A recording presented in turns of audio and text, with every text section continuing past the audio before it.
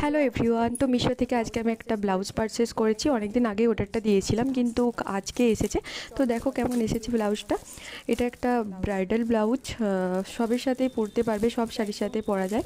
এটা একটা silk blouse, silk bridal blouse, white কালারের নিয়েছি। তো দেখো ব্লাউজটা কিন্তু খুব সুন্দর এসেছে গাইজ। তোমরাও কিন্তু এটা নিতে পারো, সিল্ক শাড়ির সাথে যে কোনো ভালো লাগবে।